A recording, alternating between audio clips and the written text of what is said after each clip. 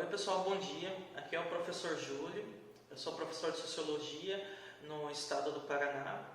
E hoje, eu vou fazer uma exposição, sobre a teoria, sobre o conceito de alienação na teoria de Karl Marx. Karl Marx é um importante intelectual dessa disciplina, tá?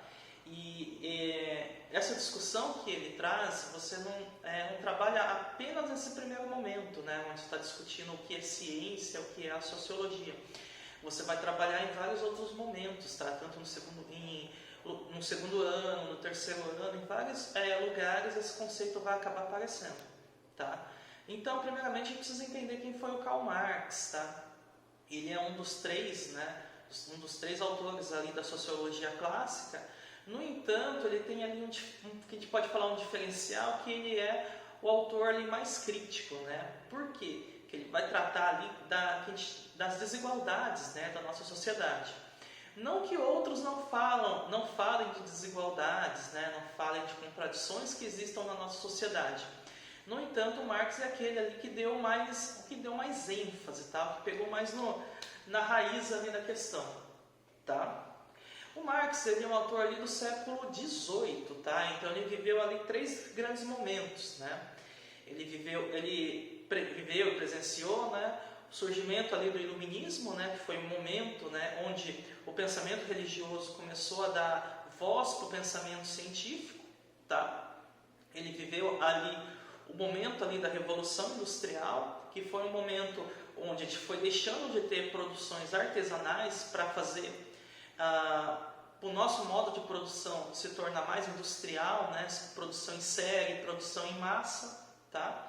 E ele viveu ali o início, do modo de produção capitalista, que é um modo de produção baseado principalmente na acumulação de riquezas, tá? No lucro, tudo bem? Tá? Então, o que ele quer com esse conceito de alienação? Ele vai fazer uma revisão, o que a gente chama de uma revisão ali da história. Quando a gente olha, esses grandes autores da história, eles olham para o passado, o que muitas vezes eles mostram, As guerras, as conquistas, a nobreza, as religiões. O Marx ele vai voltar, vai olhar essa história. No entanto, ele vai trazer uma classe que estava ali sempre presente, mas nunca valorizada, que era os trabalhadores, tá? E ele vai dar voz, ele vai mostrar que, embora essas outras classes sejam importantes, quem conduz a roda da história serão os trabalhadores, tá? E nesse sentido, ele vai mostrar que ao longo da história, o trabalho ele vai ser a única coisa que gera valor dentro da sociedade, tá? Muitas vezes a gente acha que são as mercadorias, muitas vezes a gente acha que são outras relações, mas não. O que de fato produz, que dá valor às mercadorias, o que dá valor e sentido, às relações, são o trabalho, tá? Então, assim, ele vai mostrar o que seria essa alienação, tá? Se você procurar alienação ali no dicionário, você vai ver que alienação, ela é uma venda, tá? Mas o que o Marx faz? Ele faz uma reinterpretação, tá? O que você está vendendo nessa relação de trabalho, tá? Vamos voltar um pouquinho e vamos entender como que é o trabalho no passado, tá? No mundo indígena, como que era o trabalho? Pensa lá os índios lá. Os índios, eles trabalhavam muitas vezes só para a sua própria subsistência, tá? Eles não tinham uma preocupação com horários, ele não tinha uma preocupação com a produção e ele não tinha uma preocupação na acumulação de riquezas. Então, o que ele fazia? Muitas vezes era uma economia baseada em caça, e na agricultura. Então, ele ia lá, caçava um peixe, caçava algum animal, ele fazia um uso e depois o que ele fazia? Ele simplesmente acabava o dia dele, tá? Ia dormir, ia, fazer outras coisas. No mundo feudal, que é um mundo que antecedeu o mundo capitalista, o trabalho ele é um pouco diferente, Ele já é organizado em oficinas, tá? Mas ainda assim preservava, a produção artesanal.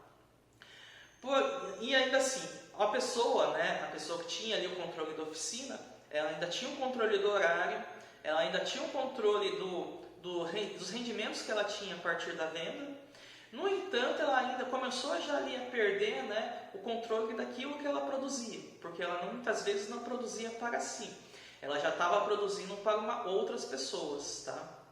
E o que muda no capitalismo, né? Como eu disse, né, a gente vem para o mundo urbano, né, onde as pessoas deixaram, né, de trabalhar ali em fazendas e foram trabalhar nas cidades. E no mundo urbano, você dificilmente trabalha para si mesmo, tá? Você acaba trabalhando para uma outra pessoa, para uma empresa, para o Estado, você dificilmente trabalha para si próprio, tá? Porém, quando você trabalha para uma outra pessoa, né, você não faz exatamente aquilo que você quer, tá? Você está subordinado ao interesse daquele que está te contratando, no caso, o seu contratante, tá? E nesse sentido, você perde ali esses 3 elementos que eu citei. Você perde o seu controle de horas, né? Então, muitas vezes no emprego comum, você trabalha o quê? No horário comercial das 8 às 5, tá? E sei lá, se eu tiver que pagar uma conta, né? Se eu tiver que sair durante esse horário, eu posso sair? Você pode negociar, mas vai ser uma negociação difícil, porque você tem que estar cumprindo esse horário de trabalho, tá? Outro elemento que você perde, você também não trabalha mais para si, né? Você trabalha, você não faz aquilo que você quer, você faz aquilo que o seu patrão deseja. Então, nesse sentido, você também perde um pouco dessa liberdade, né, de trabalhar com aquilo que você tem mais afinidade, com aquilo que você tem mais interesse, tá? Evidentemente que tem outros que você ainda consegue fazer trabalhos nos quais você vai ter uma certa liberdade, você vai ter um certo gosto por aquilo que você faz. No entanto, são trabalhos que a gente pode colocar escassos, o que demanda, né, uma certa qualificação, tá? E o terceiro elemento, que é o mais importante, né, você não recebe pela totalidade tudo aquilo que você fez, tá? Na verdade, você recebe apenas um fragmento daquilo que você fez. Esse fragmento é aquilo que nós chamamos de salário.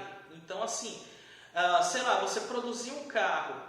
Quando esse carro é vendido, você não vai receber por todo o lucro que você teve ali, tá? Você vai receber apenas uma parte desse lucro, tá? Uma parte muitas vezes ínfima, que vai servir apenas ali para a sua subsistência, tá? E aí essa parte ínfima, né, que nós chamamos de salário. Então é bem interessante, né? Vamos voltar ali no conceito de alienação. Alienação vai ser o quê? Uma venda, tá? Então, como você não detém, né, o que Marx ele chama dos meios de produção, ou seja, você não tem o controle da empresa, você não tem o terreno da empresa, você não faz parte, né, da equipe gestora, o que acontece? Você não tem o controle dessa produção, você precisa vender alguma coisa, tá? E o que você vende? Você vende as suas horas livres, você vende as suas horas de trabalho, tá? Porém, essa relação, né, ela é uma relação muito desigual. Por quê? Porque a pessoa que detém os controles de meios de produção tem muito mais barganha do que aqueles que simplesmente vai vender a sua força de trabalho, tá? Então, nesse sentido, vai ter muito menos pessoas com controle de produção e muito mais pessoas que não detêm, tá? Então, essa relação é uma desigual e uma relação que faz com que esse trabalhador, muitas vezes, ele sofra o que Marx vai chamar de exploração, tá? Outra coisa muito interessante que nessa relação é que você está vendendo a sua força de trabalho também como mercadoria, tá? Então, nessa alienação, o trabalhador ele vende a sua força de trabalho como mercadoria. Então, você também torna-se, né, uma peça dentro dessa relação. Uma peça na qual você não se reconhece, muitas vezes, nesse ofício. Você não se reconhece dentro daquilo que está sendo proposto. Mas você é obrigado a estar nessa relação, muitas vezes, por um sentido ali de sobrevivência, tá? Pessoal, esse é um fragmento, né, de toda uma teoria muito interessante que é a do Karl Marx, tá? Nas próximas aulas nós continuamos, né, com essa discussão, tá? Eu fico por aqui, muito obrigado pela atenção e até a próxima.